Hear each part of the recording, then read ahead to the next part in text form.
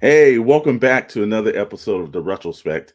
And I know it's been a while. I know you guys are saying, well, where did Dr. Brantley and Mr. Storm go? Well, Dr. Brantley and Mr. Storm was on assignment, but it's nice to actually have some time to show back up and do a retrospect. How you doing, Dr. Brantley? Good. I've been raiding tombs, obviously. So, you know, Got all the great gotta, idols and everything, the you props. know, oh Yeah. yeah.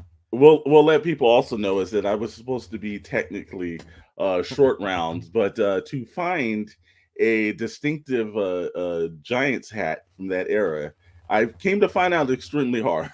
So we decided to skip that little kind of props and everything. But you see Dr. Brentley decked out in all of his Indiana Jones lore, and if you haven't known, this is his favorite character of all time.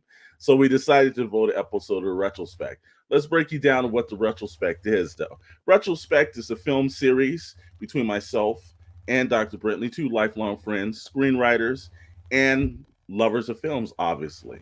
Now, we used to have the old slaying that we watch the film so you don't have to, but technically, we're going to change that up now. We're watching the films in the hopes that you will want to watch it from the commentary that we give. So, this episode is jam packed with just the absolute best character on the screen, and that's Indiana Jones, You call him Dr. Jones. Dr. Jones. My professional name.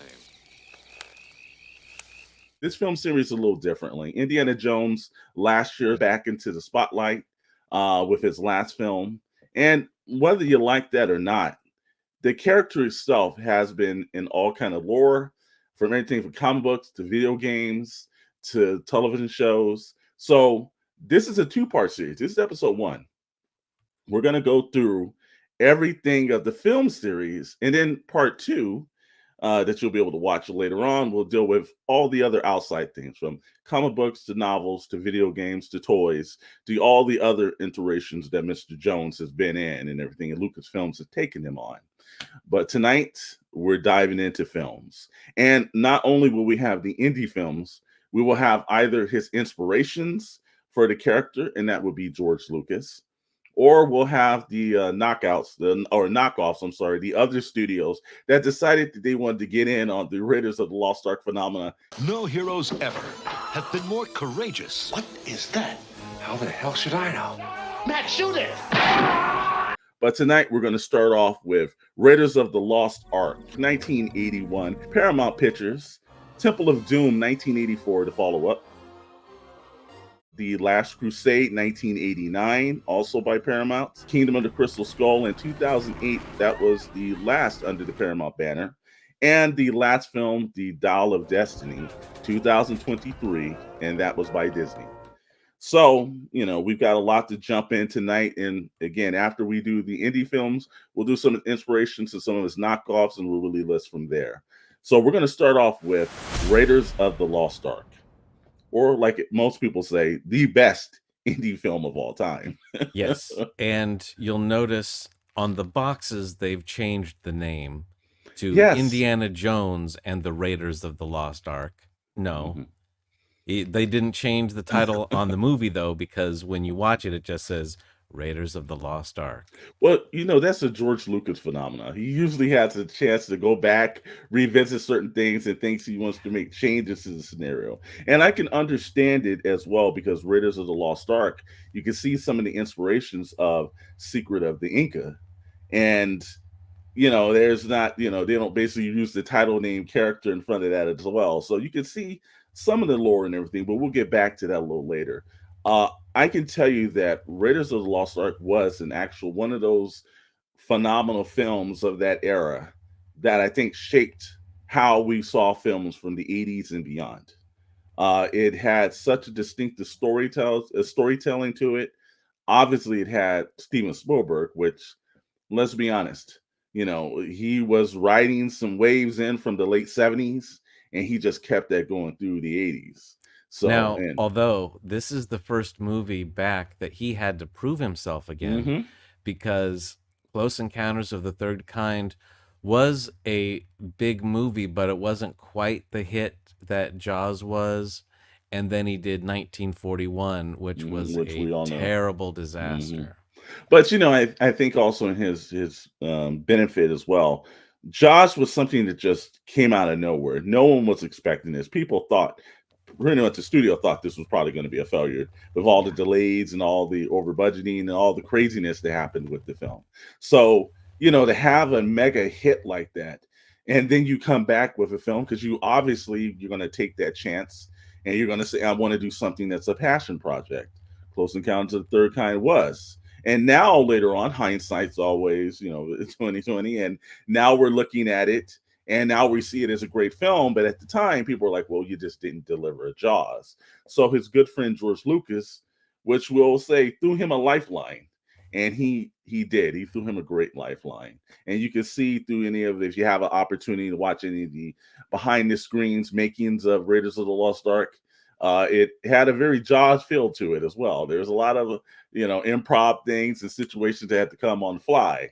So and now when you look at Steven Spielberg as a very polished director, you can't imagine those days when he had to basically prove himself, because now his name is box office. So Well, and they shot this on a pretty small budget for the time. I think it was like somewhere like 15 to 20 million. The film, I think, opens to one of the best opening in all the films. First of all, I think that I've seen it before. Some of the older Hollywood films did a Sunset Boulevard and everything. They really played with the titling and they really came in. But Raiders of the Lost Ark just seemed the most appropriate, because here you have the old Paramount logo, which was the mountain and the stars, and it fades into a mountain in the background. And this is how we actually are introduced into the world of Indiana Jones. Now, was that just by mistake, or did somebody just really think to themselves, like, this is a quick way of opening? It's always, every time I see it, it's always one of my favorite openings to a film, because it's just like, God, this is ingenious. Yeah, and I think it was when they got on location and Spielberg saw the mountain there in Kauai where they shot that opening, and was just like, oh, look, we have to do this. We have to get this mountain here, fade in. And yeah, it is a brilliant way to open it. Like you're in for this kind of a movie. It's not trying to be too serious. It's coming in, feels very pulpy 1930s and 40s kind of a feel. Obviously, and you can tell all of his inspiration from that era. It's a throwback to old Hollywood films of action and adventure, and it has that flair, but yet a modern touch as well.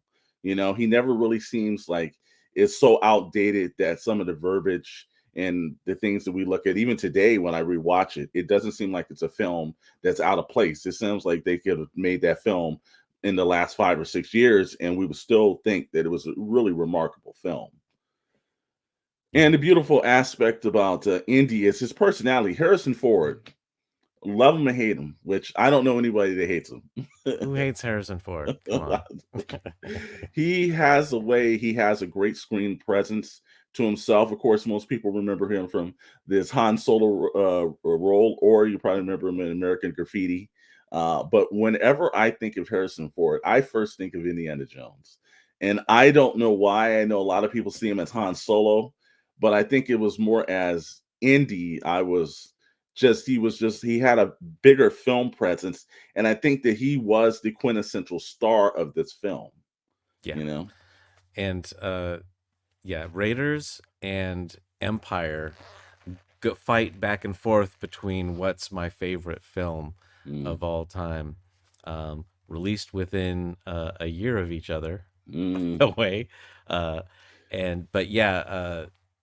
As Han Solo, Harrison Ford only has so much to do because he's like 1/4 of like Han, Luke, Leia, and then Darth Vader is like the other lead, and it is split up among those people. So yeah, he doesn't have much to do. No. But Raiders, it's all the Indiana Jones show. He's in just about every scene. And I say, as much as Han Solo was the thing that launched Harrison Ford, I think people saw him as a movie star with Raiders of the Lost Ark. I think then people saw him in a different light, and unfortunately, that light could have been shined on another actor that still today seems a tad bit bitter about that and everything. And if you're a fan of CBS in that era, and there was a mustache wearing gentleman that would have equally been, I don't know if the roles would have been the same, but I could see him in the role, Mr. Tom Selleck from Magnum PI fame. And I think it would have been a lot of more of the humor maybe with so. Tom Selleck. You know, it would have been a little bit more of the mugging, and because he does that well, like in Magnum PI, He does he do did that well. all the time. He's kind of like, and I think we would have gotten more of that. Harrison Ford brings a little bit more of the grit to it, but then he is, he's acts tough, but then he routinely gets exposed as, oh, you're not that tough, are you? He's like, oh God, no, I hate snakes, and I've fallen off this thing. The bad aspect for Tom Selleck is that probably might have been either role that would have catapulted him to movie stardom, or it could have bombed and he probably would have lost out on more seasons of Magnum PI. So, you look at his role today. Tom Selleck was very much a television actor. You can catch him in like now Blue Bloods that he's ran for multiple seasons with Magnum PI. And a lot of people forget that he also had a television movie career as Jesse Stone. So I think a lot of those things would have probably played out a little differently. But I could very much see him in the jacket, the hat, the shirt. It's not like something where it's like, no, that wouldn't have worked. I think it probably would have, but again, I think it would have changed the course of his career. And, I don't know if Tom Selleck sits back and thinks to himself, it's like, if I had a shot again, I think I'd take the Indiana Jones role. Yeah, well, he's also going like, and I probably wouldn't have been in Runaway. And when Gene Simmons is your bad guy, you're not in the best movie. Exactly. But there's no denying. But every time we do these retrospects, I always like going back and we heard like Tom Selleck, wow, like that was But it's not so far removed that I couldn't see it happening though.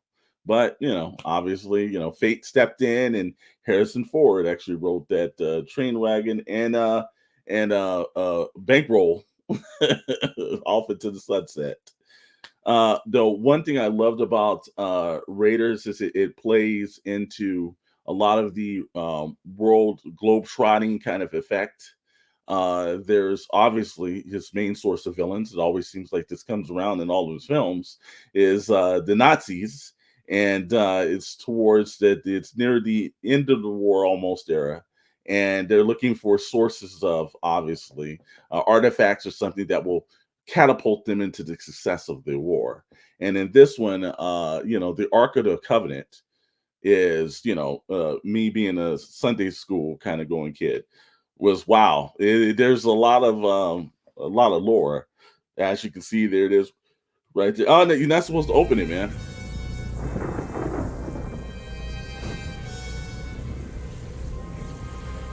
That's I'm sorry. But that was always one of those things in Sunday school that when they talked about the power of the Ark and what it done, it was like to see it translated onto the screen was, I think, a lot more terrifying as you go to church, because you're like, wow, I didn't expect that. Yes, if you are a true believer, you can be like, oh, yeah, your face is going to melt off. Although everyone talks about the face melting, my absolute favorite is the German guy right before him whose head implodes. It goes,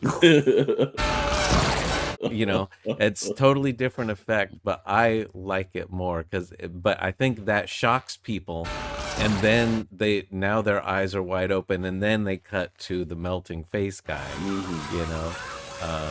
and he gets all the credit, but imploding head guy, I think deserves a second look.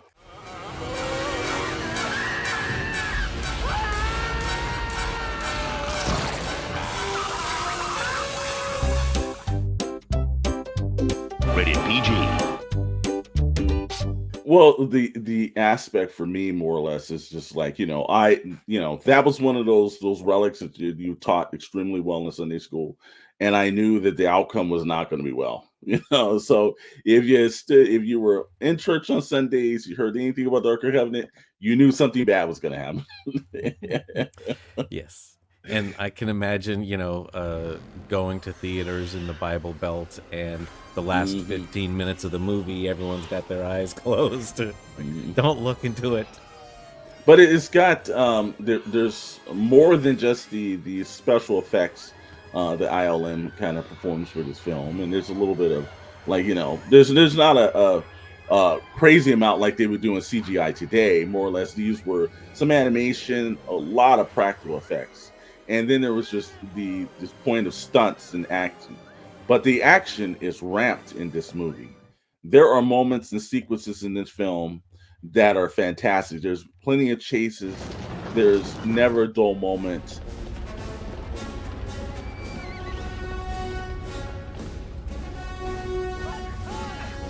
My favorite scene is the swinging swordsman, and it's just like it's a quick scene, but it's indicative of Indiana Jones's. I don't have time to deal with this stuff, and he's got to move on, And that's the key that happens in a lot of his films. He just doesn't have time.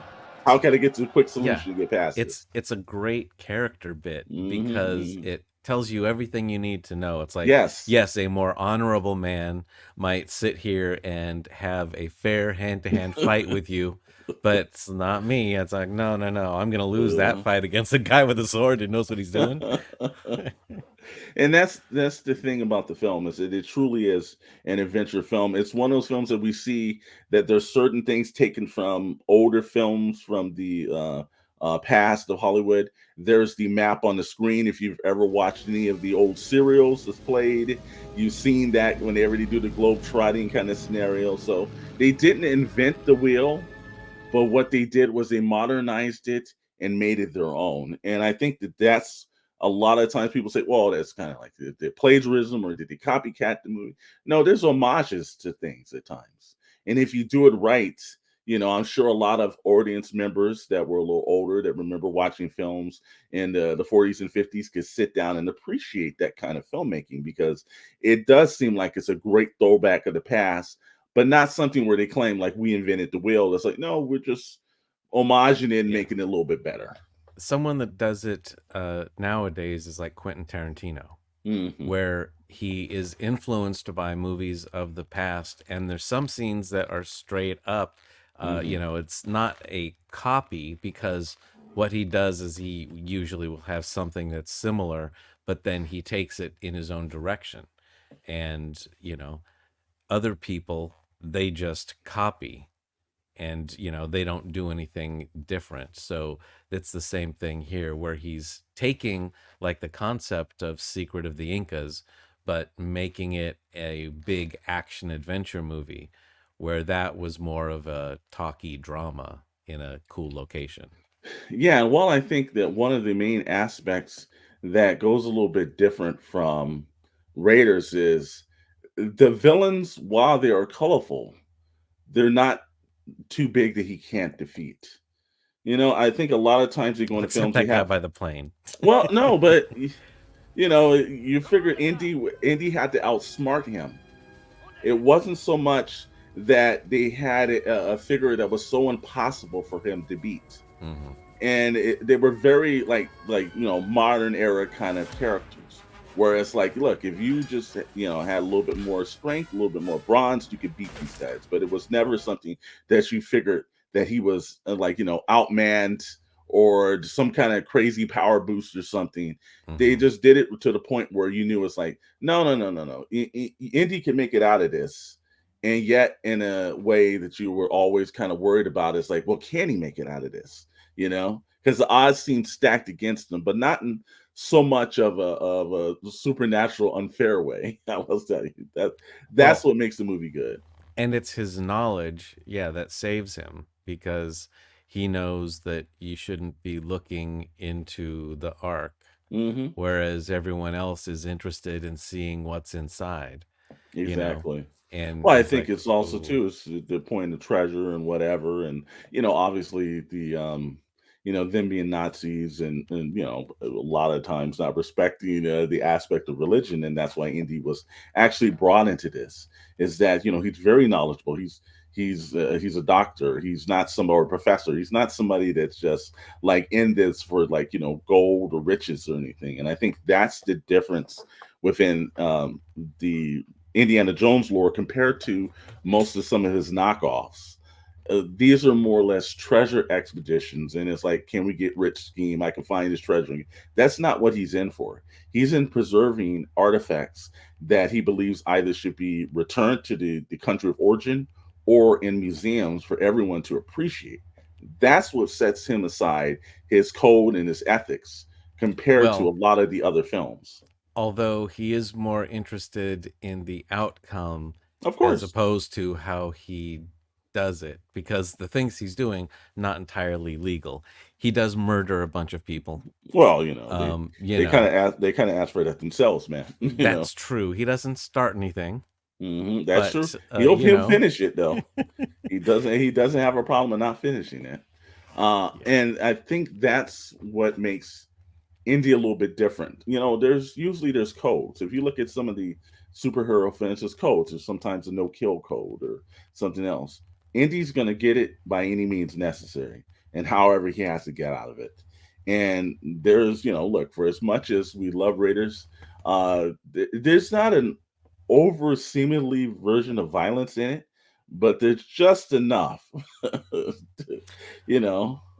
I don't know about that because let's see, the guys he goes into the first thing in the opening with, one guy is stabbed through his entire body because he didn't duck out of the light. Of course. He forgot. Indy showed him right at the beginning. He did. The second guy that turned on him got a bunch of darts in the back, falls on his face. He sets people on fire. One guy that he's fighting gets shot in the head. Yeah, Let's but see who else. what I'm saying about the violence aspect is that everything doesn't happen out of just to happen. There's No, usually a motive. It's like there's a lot of films where there's something happens and it's just no necessary need for it. And most of his interactions, his truck is situation, driving away with Marion in the back supposedly, and he shoots the driver in the head. and the entire truck blows up. But Yeah, in you his know. defense, though, it's not something that in the court. If something happens because something else happens. It's not like there's a point of violence or something that's completely out of left field and has nothing to do with the element of the story of telling. That's And a true. lot of times they fall back on this crutch with these newer films. Oh, well, we've got to have this happen, even though there's no reason to rhyme for it. Yeah, and you can tell when they do that. It's Oh, like yeah.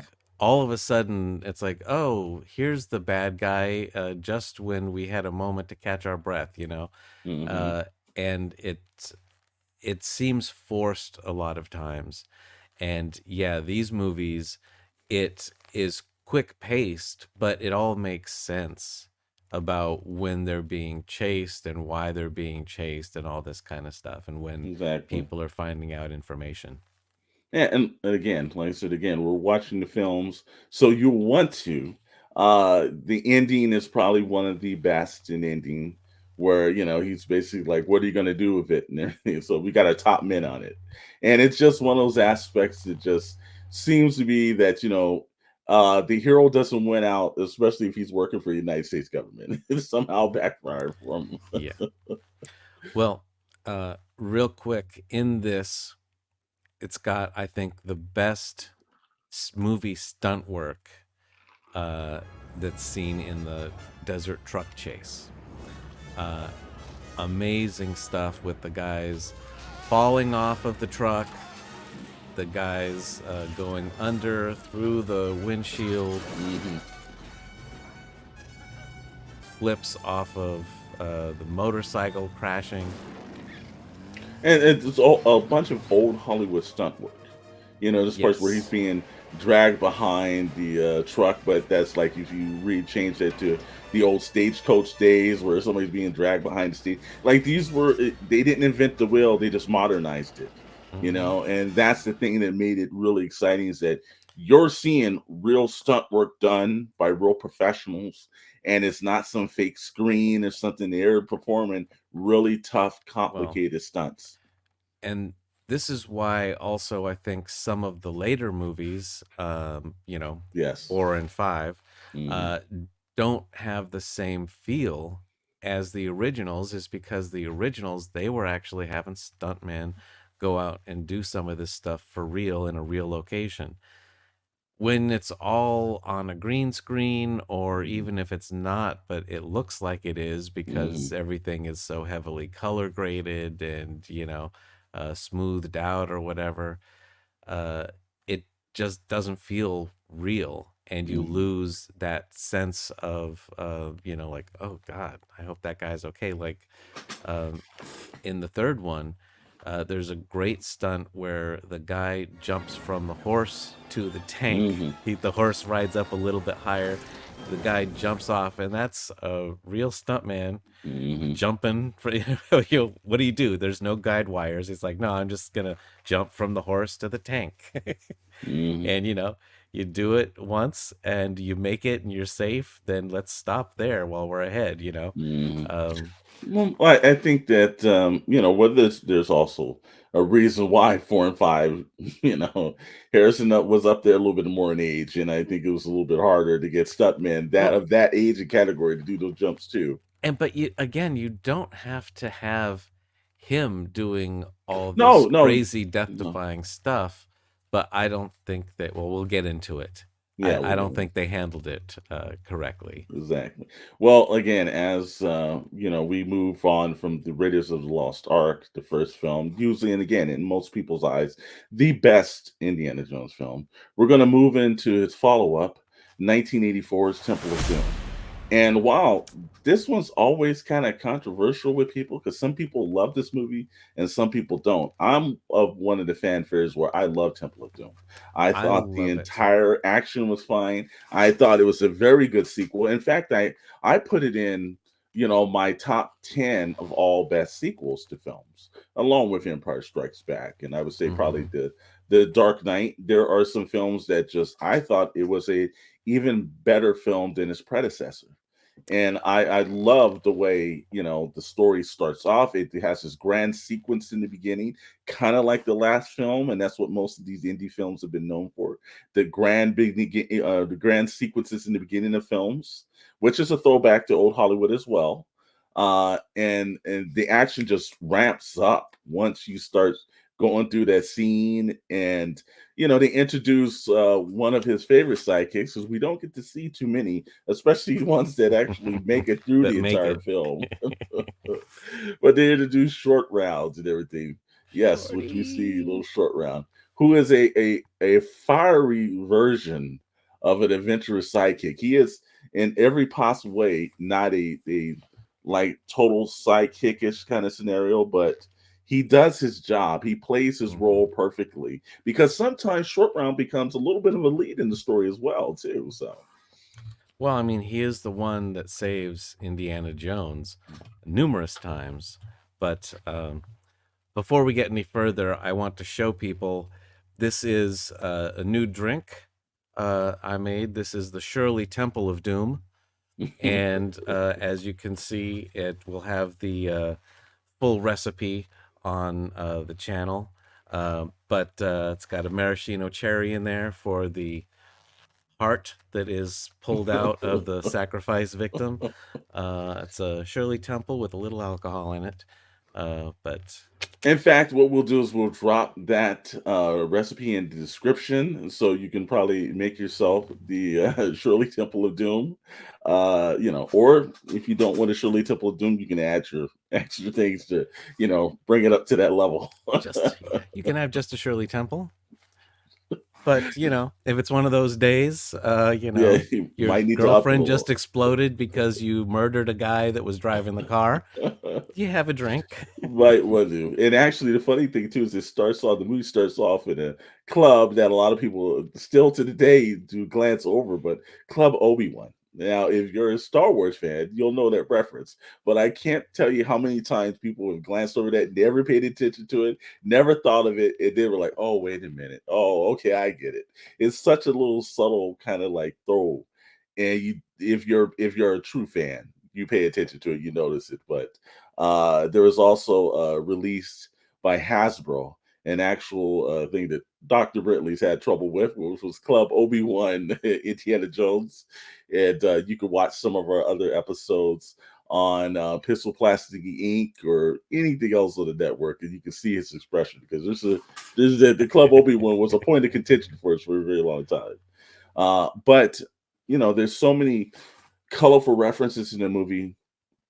I think they did a great job of getting Indy in a different adventure than his first film.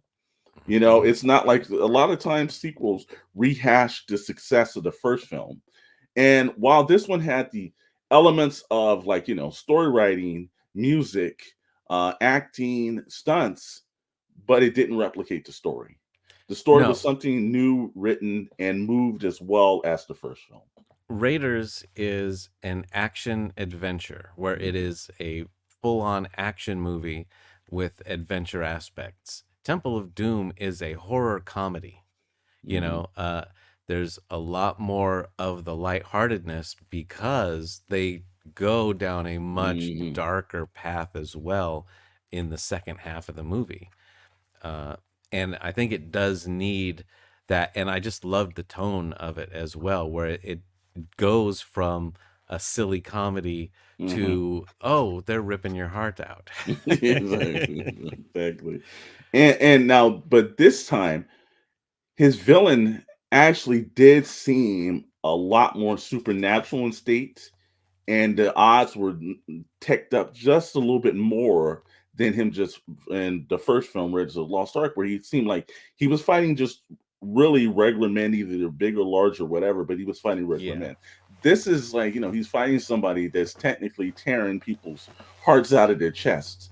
And it's Well, yeah, in these are the first two villains in Raiders, right? It's a exactly. guy in a suit that burns his hand, and a guy in a suit that speaks in a funny accent and knows a little bit less about archaeology than Mhm. Indiana Jones.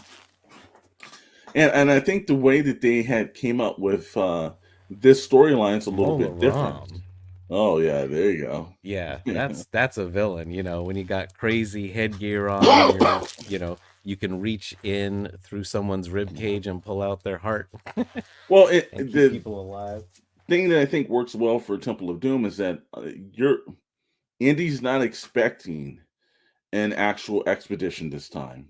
He gets in a little bit of trouble. He's just trying to get to his next destination, and then this just happens upon him. So the odds are a little different. This is not something that he's basically was expecting. This is something that's just thrown in, and that's the thing that makes Temple of Doom completely different. Because going into Raiders of the Lost Ark, he had an idea of what was going to happen, what this expedition was going to cost. This is something that he's fallen into this scenario, and all of a sudden now he's battling this guy who has very supernatural kind of abilities, Mhm. and Indy somehow has to get himself out of this, and he Well, definitely needed short round in this film. It was like in the first film, Miriam was more like, no, that was more of the damsel in distress and everything else like that. Short round is equally, the person who is Indy's, I think, perfect partner. And the major disappointment, because we're going to ruin a little bit of this, is that we have not seen short round again. And I thought that was just a classic mistake, is that this character begged to be re-seen sometime later on. You would have loved to see them reunite in some way. And I was really kind of hoping that the last film was doing that. And I was equally disappointed because I would have loved to see that. yeah, it was a perfect opportunity to brings some people in, but and unfortunately, we did see some production sketches from when Spielberg was going to do it, and it had Indy and a grown-up short round fighting zombies. Yeah. So it's like, Wow. oh, yeah, I kind of would have liked to see How that. how did they drop the ball on that one? How they drop the ball? Like jumping back in the Temple of Doom. I think that they, again, the villain was great. I thought the whole his entire journey from just from Club Obi-Wan to being in the middle of the jungle. Well, The action was equally as ramped up in this one as well. they get a lot of flack for when he jumps out the airplane in an inflatable raft, and people, even at the time, I remember like my stepdad going like, "Oh, that you couldn't. That's not possible. You can't do that. That would never work." Well, I always tell But people this: the aspect is it's a film. well, It's no, a but here's film. the thing. It did work because how they achieved that was they strapped 3 dummies to an inflatable raft and threw it out of a plane. So, and it worked. Well, What I you see, think and it's all in one shot. I, Plane comes by, I they think throw it people out. have this hard time of look if it's But like if we're yeah, watching it's a straight up drama and it's a yeah, legal if this was proceedings, alive, right, and they end then up having to cannibalize each other, but that's I how can they give escape. that. No. But the effect of it is this is a film and it's an action film and there's a guy that's ripping people's hearts out of their chest. I didn't hear anybody complain like, well, that can't happen. It's like, Oh but no, they they complained keep about that too. they key in on the one aspect that's like just a little bit more than it needs to be. It's a film. It's meant to be enjoyed. It's something where we're supposed to just lose ourselves in for a couple of hours and everything. And I think that that might have been right around when the general public started to like turn on films as being entertainment, and this just doesn't work. Well, and I just love that whole bit from, because it's one thing after another from the club chasing through the streets. He Exactly. gets on a plane, he thinks he's finally won, and he shuts the door and it's a Lao She air freight, So it's like, oh, the bad guy just escaped, owns this thing. And, they crash the plane, he has to jump out. And I love that they go through the whole thing going down the mountain. And he's like, well, that wasn't so bad, was it? And then off the cliff and goes down and they land in a river. Yes, it's exceedingly unlikely that they would have made it through, but the whole point of Indiana Jones is a pulp story, Exactly. character with a lot of luck. It's supposed to be over the top. Fun. Yeah. It's supposed to be over the top, or else would be, it would not sit in one of our classic movie elements. People would be Or like, yeah, you'd have Secret of the Incas, yeah, right? Where it's like, exactly. hey, not a lot of stuff happened. Yeah, but almost everything seemed believable. It's like, yeah, well, that did for you. But it's like, he has to resolve. One of my favorite scenes from this movie, there's 2 of them. It's the mine car scene, because that's exactly like in the first film, where it's just like really this long sequence of a great chase, and it's just really eventful because you've had a chase in the first film. Well, how do we do the chase in the second film? Well, let's do it with mining cars and everything. Let's make that work. And it's a great action sequence. And then, of course, obviously, it's it's the reason why I don't like walking over rappel bridges is that because something about it is like, look, it's made of like vines and wood, and it's across like this. Like I would never walk across one, but it's one of my all-time favorite scenes. And it does have like I don't know if we're allowed to show it, but if we can, our editor will put it in. But I always love like when there's the crocodiles that just roll. It's just something. It's very Disney like. It's like kind of like when Captain Hook falls. It's like it just has a very like it doesn't. It's not needed, but it is needed. Well, and what happens is the bad guys fall in. The crocodiles roll, and you hear their scream like, ah! Yeah. It exactly, but it's like, again, I don't know if it's needed, but every time I see it, it just it's like okay. Well, at that point, right when they first get to the bridge, it's just been, it's like Jurassic Park in that once everything starts in the second half of that movie, Never stops. it does not stop until the end. So they've had to escape on mine carts. They had to escape giant water flooding the tunnels coming after them. Almost had to sacrificed. had to run away from all these temple guards, and Short Round and Willie get to the rope bridge first, and first thing he does is strong wood, look, and it's like, kid, you should not be bouncing on No, this no, thing. no. Again, And it's like he falls through, but holds on, and it's like, you didn't need that. It's just No. it's too much going on already. Just Well, again, it's just again every time I see a rappel bridge, it's like, no, man, there has to be another way around, just because it's just there's a certain thing that movies teach you: don't go over rappel bridges, especially ones that's probably been up hundreds of years. Steven Spielberg did not go across the bridge. I don't blame him. When he had to get to the other side to film a scene, it took like an hour and a half for him to get in the car, drive down to an actual bridge crossing or someplace the cars could go, and get to the other side. I don't blame him. Harrison Ford had no problem. All the crew, they were taking equipment and stuff Hey, across. those are some bad guys that might be right in the car with Mr. Spielberg, because there's no way, there is no way I'm doing that. Or it'd have to be in the studio, and it'd have to be only 2 feet higher. So there'd be no way. But there's no way I'm going across the rappel bridge. It's not happening, man. And of course, like Short Round tells you, it does look sturdy, but it's not. So now, see, my favorite scene in this, and I think it's like my favorite Indiana Jones scene of all time, is the spike room, because that is just, it's exactly what Indiana Jones is, right? It's like a trap, deadly things coming down, they've got to get out with no way seeming that they can get out of here, right?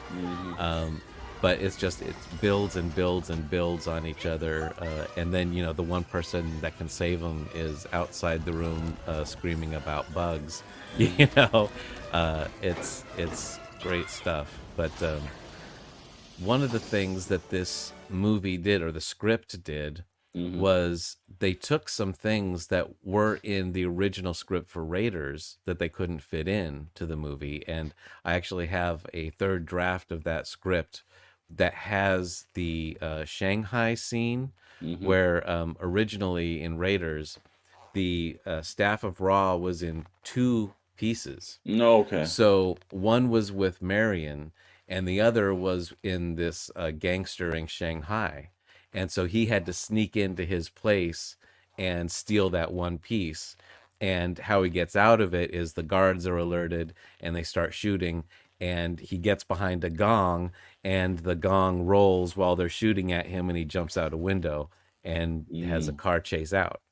And then also at the end of that, the end was very different. It wasn't like they open the Ark and everything comes out and murders everybody. It gets, I think, Belloc and Tote, but the German guy and all the other Germans are okay, and they chase Indy and Marion in this mine tunnel, and so it's a mine car chase, and then there's a big explosion that's coming behind them, and so the bad guys get it, and they jump out right at the last second, and Indy and Marion are fine. But they took that stuff, put it in Temple of Doom because they liked the scenes. But yeah, that whole minecart thing is incredible. Incredible scene. No CGI. That's all miniatures and back projection and a live action set. And it's a great job. And again, I think that Temple of Doom is a very good film to Raiders of the Lost Ark. I think it works extremely well in the whole lore. And again, a lot of times you get second films and they just rehash the first film. This is not like the first film you have other than Indiana Jones, but you've got a brand new set of cast members, and there's a brand new set of action, and the villain's been upticked. And I think that's what made it a little bit more interesting. Is that I'm not watching just the same old adventure. I'm getting all new adventure, and I think that for film studios and actually anybody has a franchise, they all do kind of fall into, well, it worked once, let's try it twice. And like, no, it's like it worked once, but if you can take the elements that worked once and then come up with a new storyline that actually just puts those elements into play, I think that's what needs to happen. I think that's why so many sequels fail, is that they just don't want to buck the first film's success.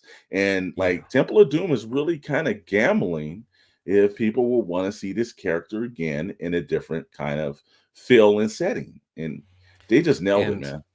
And I think they should have kept up with that, where it's essentially it's this character in a brand new adventure. The problem I have with Last Crusade is that it sort of retreads the entirety of Raiders, even just the way that it's put together. He's got an opening thing, then he goes to his college, and somebody comes to him with this quest that he's got to go on, and it follows those beats. Temple of Doom is totally different, and it's essentially, we don't know as the audience, or Indy even, if he was chosen by Shiva to, because the holy man says, we prayed to our God and you fell from the sky. And, right when we asked for the help. No. And, it's like, no greater well, he's sign not than wrong. that. Yeah, just greater sign than that. And Indy does see that, well, the story of the Shankara stones is true, because when they're brought together, they glow. And so does that mean that the other properties and the other part of the story is true, that these were handed down from the god? It's interesting. And that's how he gets out at the very end, is he believes in, the stuff and starts chanting, and it burns through his bag. And Well, I think that, and also something happens to the bridge. Well, no, but at the very end, when he's struggling with Mola Ram, because that's the other terrible thing about it, is because Mola Ram burns his hand on the stone, that means he's woken up from the black sleep of Kali. So all the way down, he's hitting his head and getting eaten up by alligators. No, those are crocodiles. Those are crocodiles, brother. Difference. America, the alligators. The rest of the world are crocodiles. But yeah, so he's fully aware of what's happening. He's not in the black sleep of Kali. So that's a little painful. Well, he deserved it. That's every great villain has to meet a terrible end. And in the Indiana Jones movies, every villain meets a terrible end.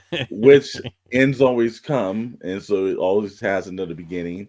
But we're jumping into now the end of Temple of Doom and into 1989, also under the Paramount banner, The Last Crusade. And there is a famous quote, never say never again. And maybe you should never say something is the last crusade. Maybe stop putting the last in the thing. So, but this film, look, again, this one is it's hard to do two movies. It's hard to do a third film. It rarely ever happens where people are like, wow, the third film was the best. This one, while I think it's a worthy sequel to it, could it have been better? Possibly, but a lot of people think this have this as their favorite. Exactly. But I think Sean Connery coming into the storyline, and unfortunately, River Phoenix is a short amount of time, because I remember so much excitement about River Phoenix in the role that he was going to do, and then the tragedy that was upon that. it's like, it does it. They have another great opening sequence that gets the audience pumped and everything. I think it has one of the better transition shots in all the films. I think that the beginning just does just a great transition that happens.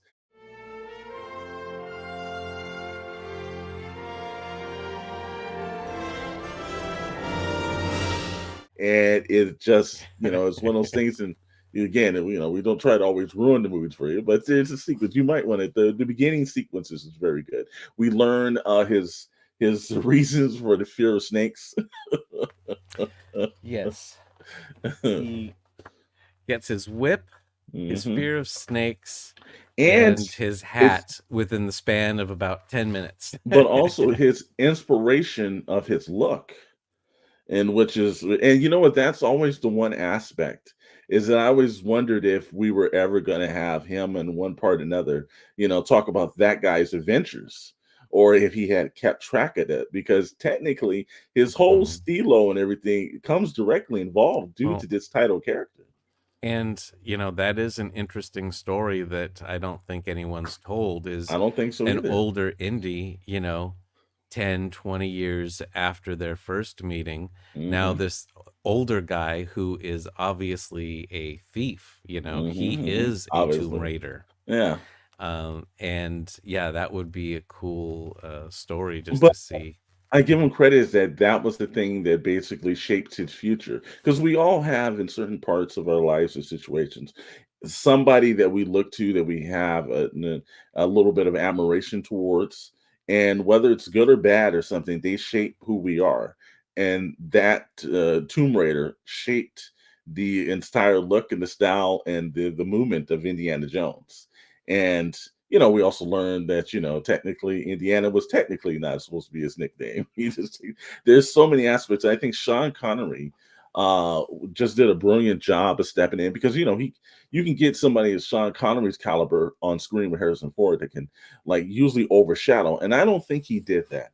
I think he played his part spectacularly well, and it was a very collaborative effort between the two of them on film, and it didn't seem like this is okay, the great Sean Connery's coming in to do a role. It was pretty much, this is Harrison Ford's film, and Sean Connery just enhanced it. That normally doesn't happen with two big time stars at that point, or there's an intimidation factor. And obviously Harrison Ford just delivered his lines and did a fantastic role. And it was the part, of the father, because he was very specific. He had to be sort of the opposite of Indiana Jones. And so that was just a cool, dynamic that they were able to get, because it's like, yeah, the disapproving father, and out of their whole escape from the castle, the only thing that he was mildly amused with was when his son starts to joust on a motorcycle. But everything else, getting away from all the other guys, blowing the one up and sending him into the air, not impressed at all. He's like, yeah, what time is it? Okay, well, we ought to be on our way. But there's look, I think in this one, the whole discovery of what they need to go after this time, and the sequences, and of course, obviously, in all Indiana films, there's globe trotting that happens as well. I think it all worked out extremely well. I think, again, there are people that love The Last Crusade and say, hey, this is one of the better films. There's certain people that are like, no, it wasn't up to snuff. I'm in the camp that I thought it was a worthy sequel to it. I thought that, as you said, there were obviously some kickbacks, because I think in all intents and purposes, they thought this was technically going to be the last film. So they were like, let's give a little nod to some of the previous films and let's just be done with it. And then they kind of had to, change that once they decided to do another film, because obviously success does bring another film. No matter what happens, you're not going to let it go. But they had been trying, having scripts since the mid 90s, and still couldn't get anything right. I read the Frank Darabont version that was called Indiana Jones and the City of the Gods. And it was essentially the same story as Crystal Skull, but it had different characters, and it was a little bit more of an action movie, had more action beats and everything than Crystal Skull did. But and Frank Darabont did that, and it felt like that, where it was a little bit more heavy on the characterization and not so much in big action set pieces. And I think that's kind of what they went for, something a little breezier and more action heavy in subsequent drafts. I think when you get from The Last Crusade, it it ends on very good points between a reconciliation between father and son, and they understand that they don't always have to do the same way, but you could tell that there was love and care into that. Secondly, is they literally ride off into the sunset.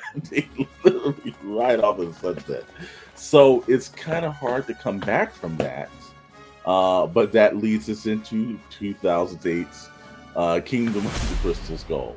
And I sat in the theater for this movie. I've sat in the theater for all the previous three. This was the first time I sat in the theater, and I was disappointed with the product from Indiana Jones. I thought that number one, Dave waited. You get from 1989 to 2008. I think it was just such a tremendous wait in the build up, because by the time they got back to Kingdom of the Crystal Skull, Indiana Jones films had taken on a whole nother life of itself. It's kind of like the same way it's really hard to come back from this, like the Star Wars franchise.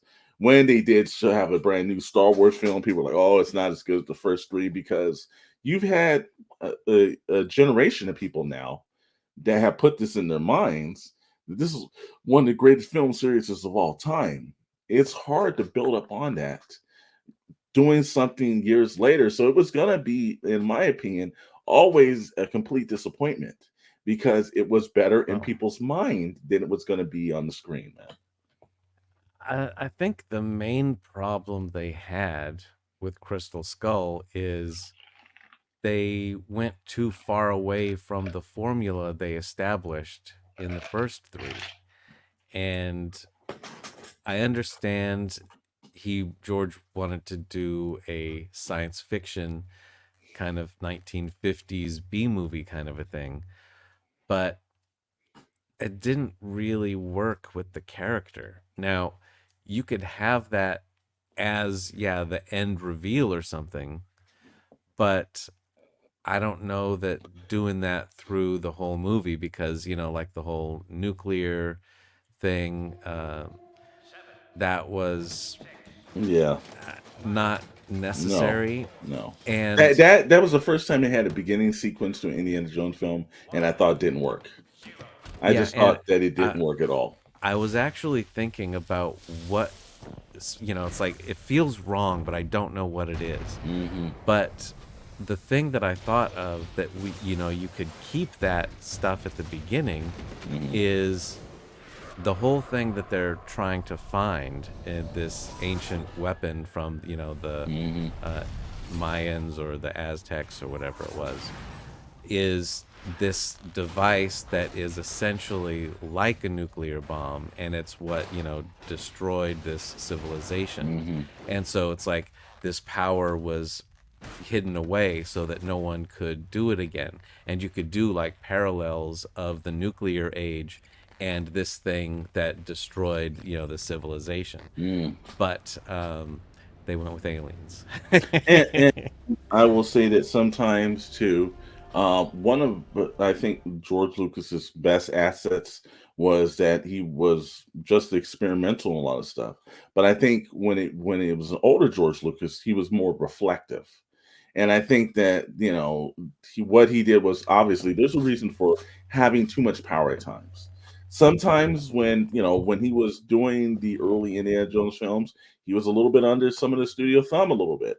He was a little bit more ringing in, let's do this. But by the time he had done the Kingdom of the Crystal Skull, he was under no one's rule. He did what he wanted to do, and it was his way. And you just have the pleasure of putting this film out. And I think that kind of scenario where, the pushback was a little different, because, again, everything else had been, from this point, let's be honest, something of supernatural in nature somehow. something, a religious artifact. And then they go to and the crystal skulls, we don't know. It could have been right on that level. But then he goes directly with yes, we're going to ruin this for you, the alien aspect of this. And I happen to think that also was heavily influenced because it seemed like Indiana Jones was Fox Mulder more in this one than Indiana Jones. And I think that's, look, X-Files was kind of like in the thick of things. The situations were blowing up at that time and era, and there was a huge science fiction kind of push. And I think that even though he tried to do it pulpy, it didn't quite seem like that. It just seemed like, the idea of us like, no, he should be going after like, the crystal skulls. It's like some supernatural element or something.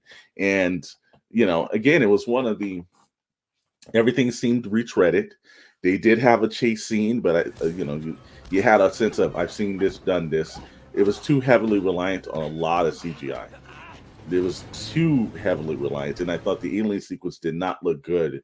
This is one of the few times I thought ILM somehow didn't meet the challenge with this because that alien sequence didn't fit, and they never seemed like there was moments where they felt like they weren't even in the scene with the CGI that was being done. It just something about that. They had, there was his son Mutt that was completely introduced in this. I thought Shia LaBeouf did a good job as an actor. I don't think that was really relevant to the script of the character.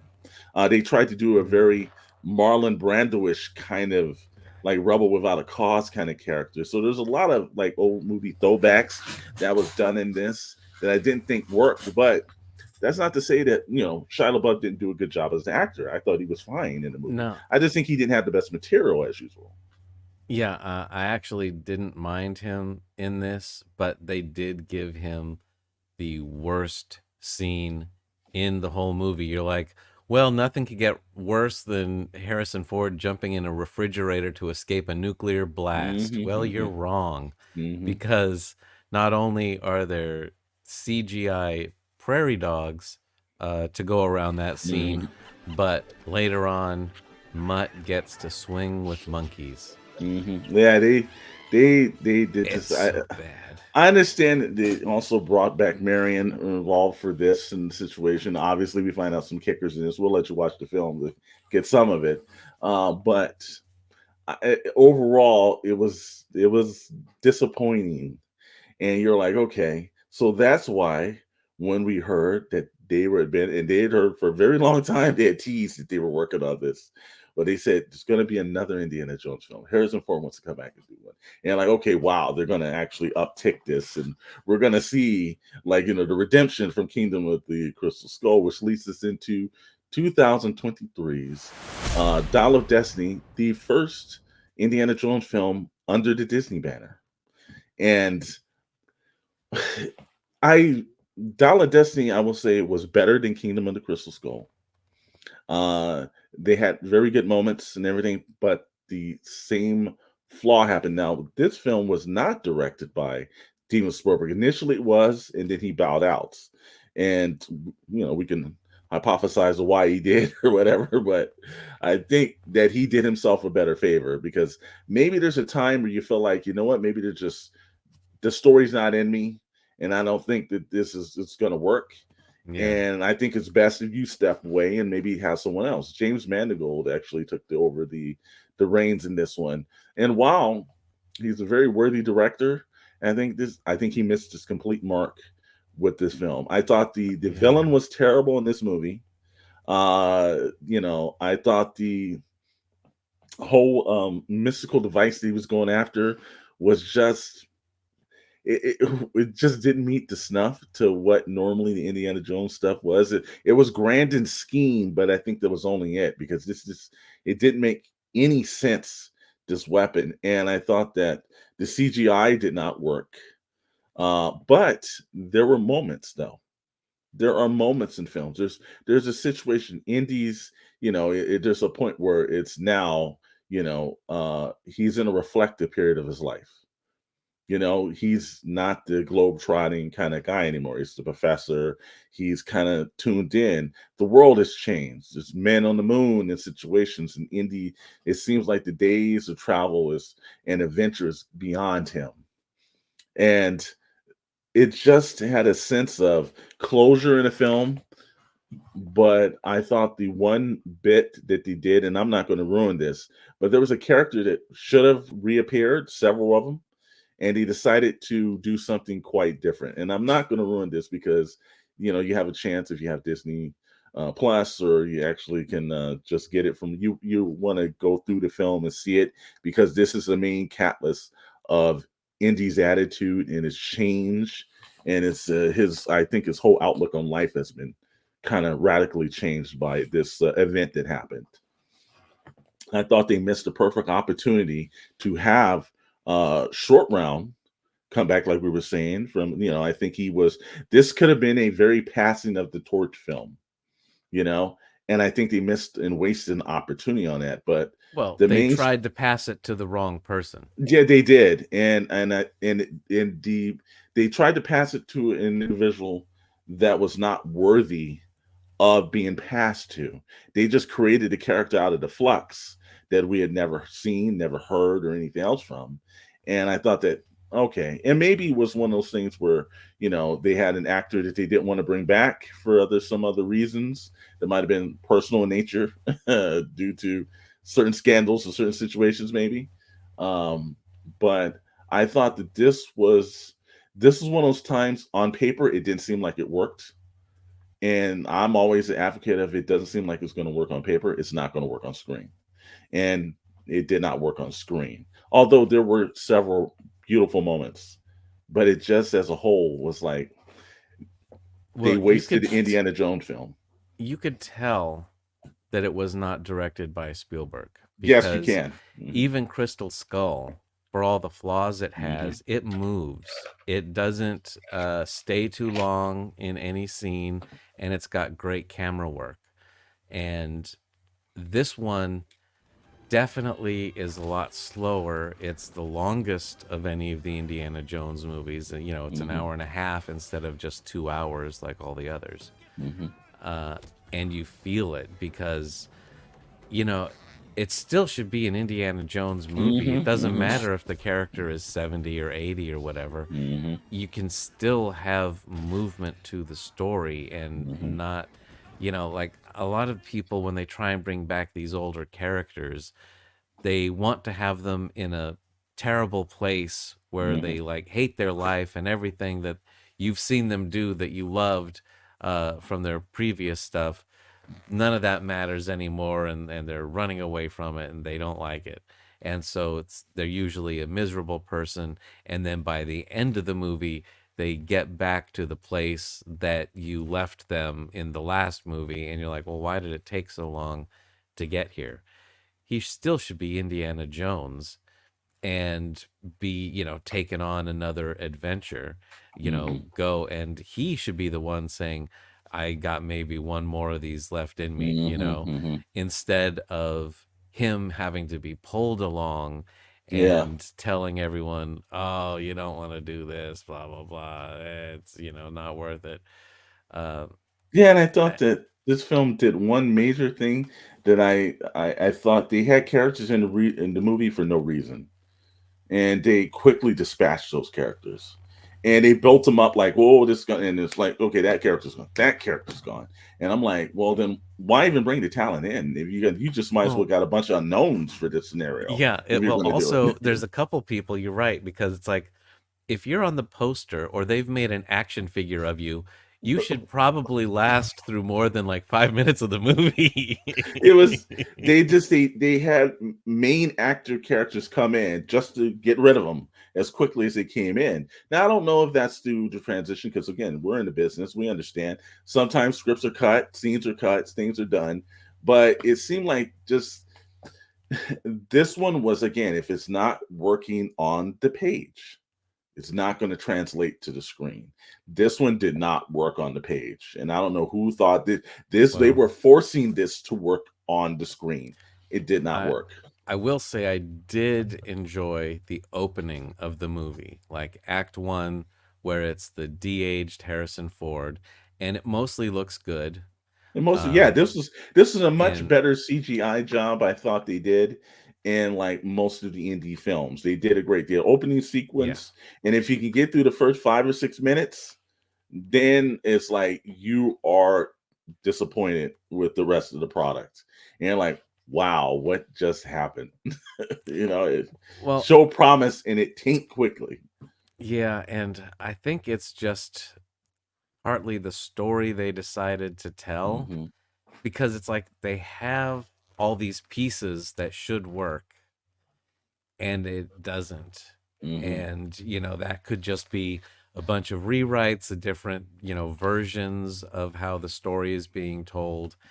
And, you know, uh, it's unfortunate. Now, while I would clearly say it, if you have watched all of the indie films, it is worthy of the time to watch it because you always watch a character's journey. And sometimes there's great journeys in the beginning, and then sometimes there's great journeys at the end. Some film franchises don't start well, end well, or some start well and then end terribly. So it is worthy of the watch to get the whole entire. And I don't know if this is the last Indiana Jones film. They're stating that it possibly is, but we've heard that once before in our lifetime. There Mhm. could be something done. I don't know if we'll see Harrison Ford again. Maybe they take up another actor, although they've said, hey, Harrison Ford is, this is going to end with him. That is not the Well, case. And characters and don't end with the actors. They yeah, move on. also, who knows if River Phoenix had still been alive? Hmm. If before they did Crystal Skull, they could have done a young Indiana Jones movie with You never River know. Phoenix, Mhm. where it takes Well, place in the earlier th- part of his there life. are But still opportunities, and I think that once the people at Lucasfilm and Disney figure out what to do with the character, then there are opportunities to bring them back. You never know with the whole thing they're doing in Star Wars.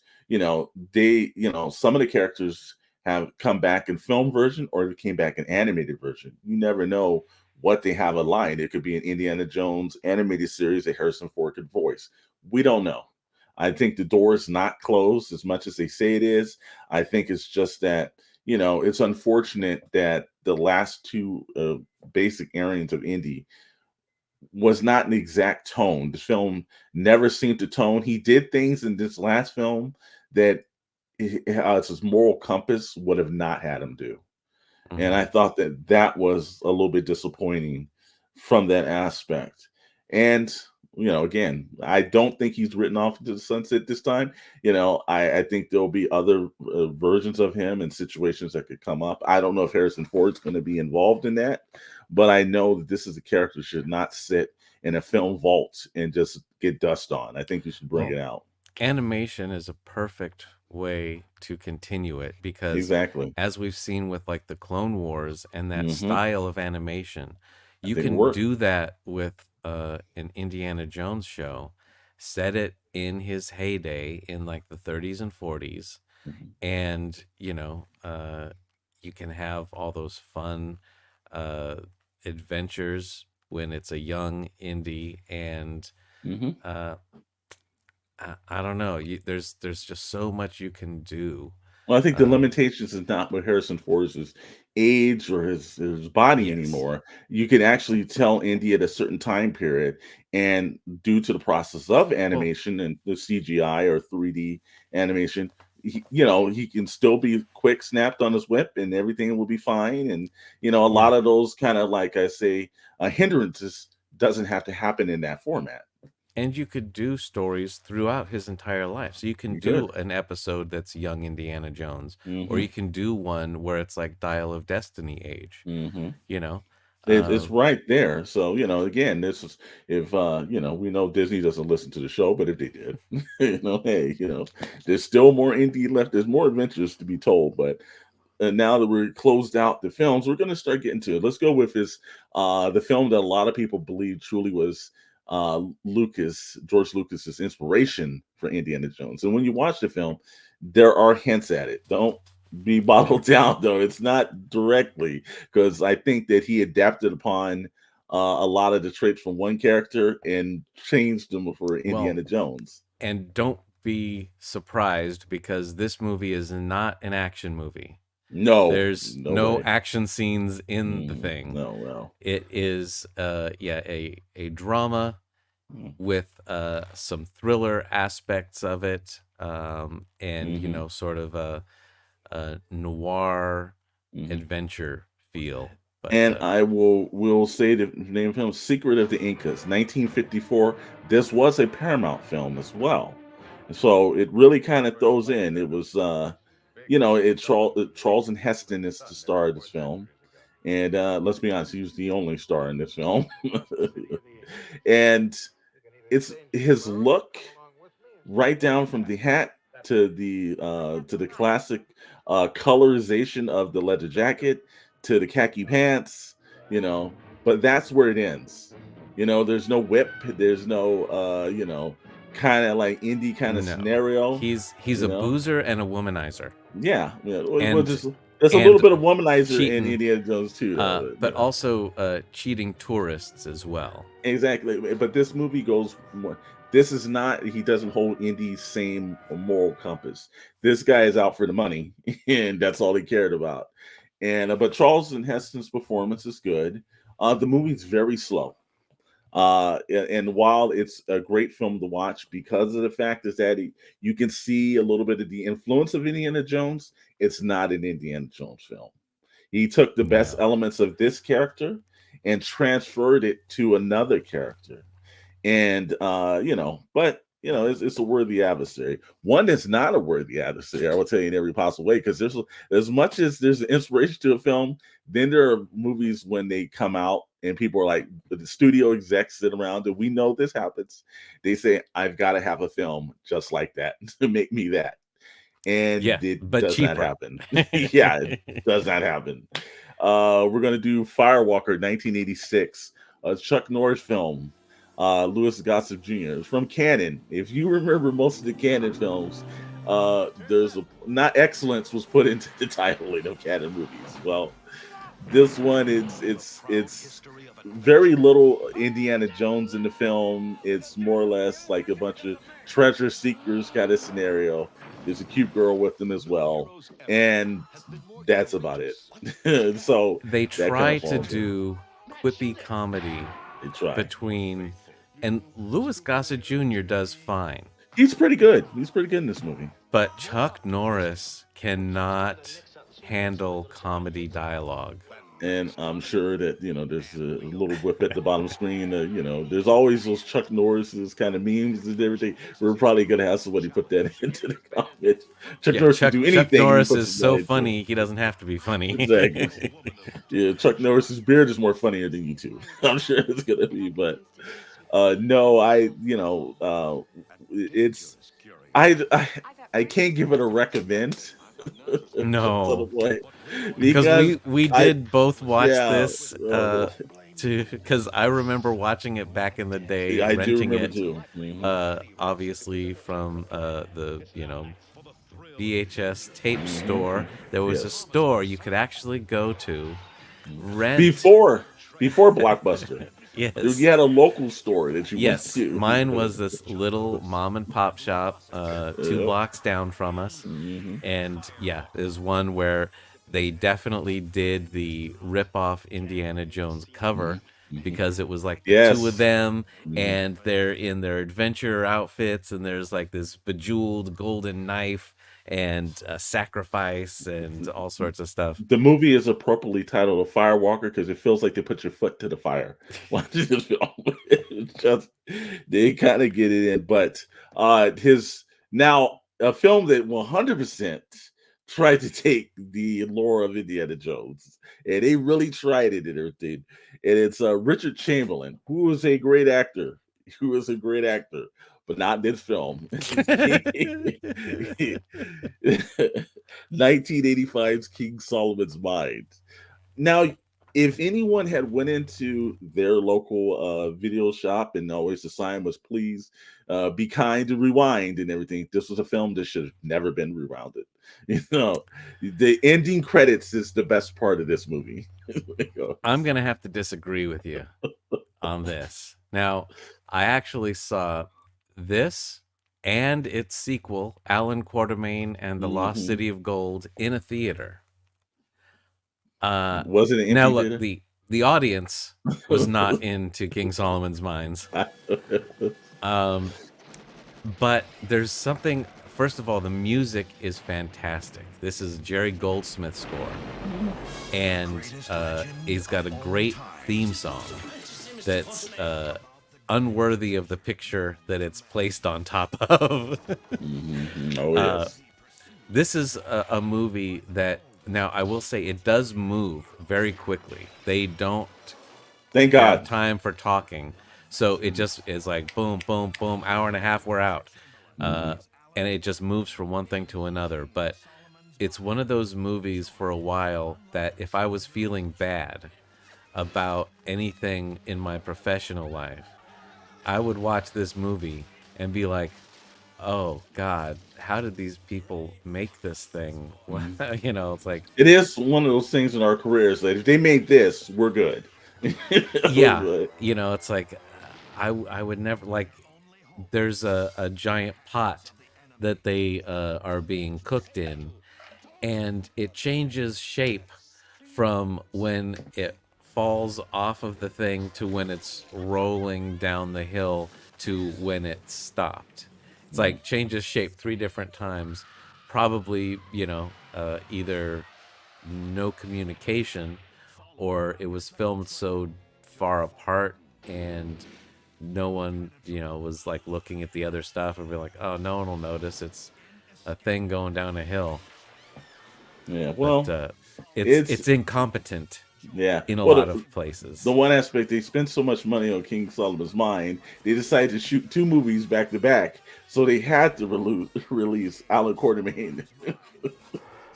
Well, They had to release and that film a year later too, by the way, in the which is first very one, quick in releasing. they have John Rhys Davies, He does. and you know, he's Who probably, technically was also in Firewalker too. yes. So Well, I there's a think theme he here. wins the Yeah, Indiana Jones knockoff I actor think he award. does. I think he does. But in the second one, they got James Earl Jones. Yeah, I know. I And well, mean, remember too, the first film they dude, also had terrible. Sharon Stone in it, so it's not like they Well, didn't have this is, Richard. Sharon Stone wasn't a big star. No. But I'm saying it's not like they didn't have people that were in all shapes and form, stars in one way or another when we look at the Hollywood circles now. But you know, these films are reminding that you do have to start somewhere. Yeah.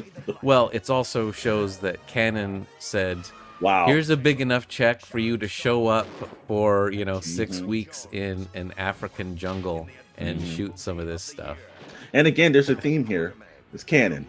There's a theme here. When you hear the word canon, you start to cringe.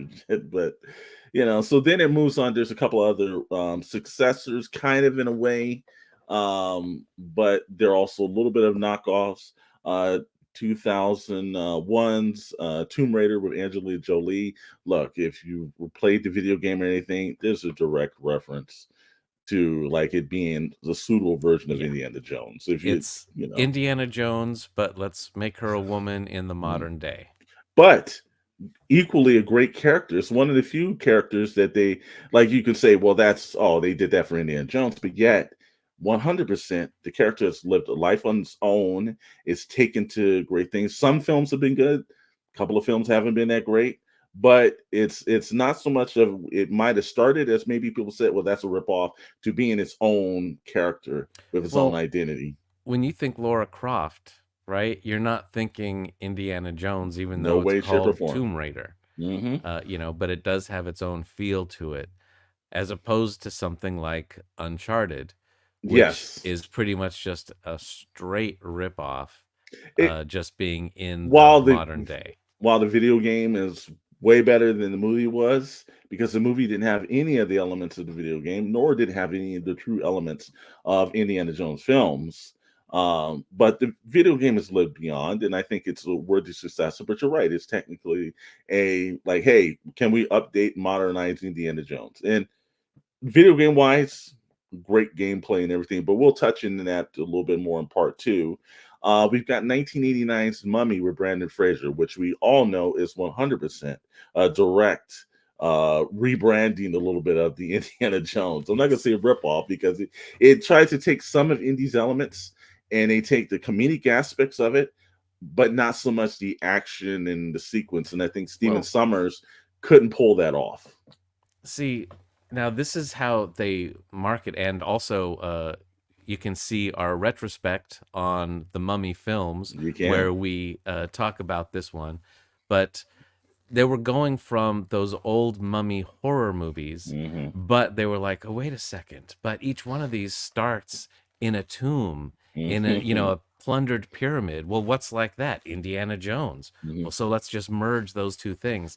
And I think it's a good idea because It does. like Temple of Doom, you can do the horror and the comedy with something like this. But I think they just took it too silly in the Mummy, where it was like unbelievable comedy aspect to it, and then the horror was not that much of a horror. It was more cartoony horror, I will say O'Connell's character transcends the ripoff of Indiana Jones and the Mummy films to his own character now. So it did shape into its own. I just think Stephen Sommers just didn't pull it off well. And this is a Universal film, and usually this is one of the films where I don't think they were thinking it's going to reshape the MonsterVerse or anything. They tried that years later, but I know they wanted to kick this off a little bit better. And it is still it became a big franchise, and it had 3 films to it. They're still talking about there may be another film that might pop up down the line. I think fans really have a very good appreciation and love for this film series now. Brendan Fraser. Yeah, I know he's having this big comeback, right? Now you go, okay, 25 years later, let's see what O'Connell is up to, and you can get away with that. Last on our list is the National Treasures films, Nicolas Cage, Disney. It's not so much a Indiana Jones. It has an Indiana Jones feel, but I wouldn't say it's a ripoff because the Nicolas Cage character does things completely different. Now, if you want to say globetrotting and finding, having to solve puzzles and everything else like that, yes, but completely different. Nicolas Cage's main character is in no way, shape, or form an adventurer of any kind. He's more of a transactional kind of character, where the least amount of situations he could get to, he doesn't mind getting to, but he just gets involved in something a little bit larger than themselves. Now, on this point, both National Treasure movies were very enjoyable. Great watching films. They did do a Disney Plus series I watched, and I didn't think it had the same elements because it is missing the main character as usual. So I think it's hard to just do a rebranding of a show without bringing back the main character. But if it probably wasn't for Indiana Jones or the possibly Secret of the Incas, we would not have National Treasure. We would not have Tomb Raider. We would not have The Mummy. Chances are we might have been lucky not to have Firewalker, but we still have it. And my friend, since those are our films, and again, if you have a first time watching this, please like, subscribe, comment. It helps the channel grow, helps us keep putting on great things like the Retrospect and some of our other shows across the Shadow Nose Network. In closing, I will just say that I know we've waited to get to this for a very long time, and we had this kind of in our queue. And again, we've been just extremely busy because we do have Hollywood careers, and it was nice to come back and be able to get this done. And we're going to try to get these things out at least more regularly. I think we're going to try to do the main goal of try and at least get one or maybe extended 1 and 2 at least once a month out now. But we're definitely going to start popping stuff more back on the channel. Again, the Retrospect was 2 lifelong friends and collaborators, screenwriters, and our affinity for films. We love these films, and even the ones that are bad, you can actually find something a little bit enjoyable out of them. So the main goal is just like we used to say, hey, we watch the film so you don't have to. No, we changed that goal. We watch the film so you will want to. Yes. Any parting words, Dr. Brantley? Indiana Jones 1 through 5, they do start descending in quality as they go along, but they are all enjoyable to watch. You can definitely skip Firewalker. Yes. You can skip Alan Quatermain and the Lost City of Gold, but I would say King Solomon's Mines, if you want something that is breezy and cheap and you can laugh at it, not with it, you will laugh at the filmmaking of this movie. But it's an enjoyable diversion of your time. Some of the other ones, I'm not so sure. much. Well, here's the thing too. Drop us a comment if you watch Firewalker, if you watch Secret of the Incas, King Solomon's Mines, or the Alan Quatermain and the Lost City of Gold. If you watch any, drop a comment down in that section and let us know. Like, hey, I watched it and this is what I liked or this is what I didn't like. Also in the comments, hey, let us know if we were right or if we were off on it, because the one thing that we like to do is engage with our audience. So good or bad, we love it all when it's put in there. Also, again, we are going to put the drink that'll be in the description. Dr. Brantley, you want to show it one more time to him? Almost gone. The Shirley Temple of Doom, but there will be a new one when part 2 starts. Hopefully we can take that. Thank you for watching the retrospect on Indiana Jones Part 1. Part 2 is coming at you real soon. Have a good night, we're guys. going to be doing the television show, Yes, the comic books, and the video games. quite different retrospect. First time for that. See you in the view.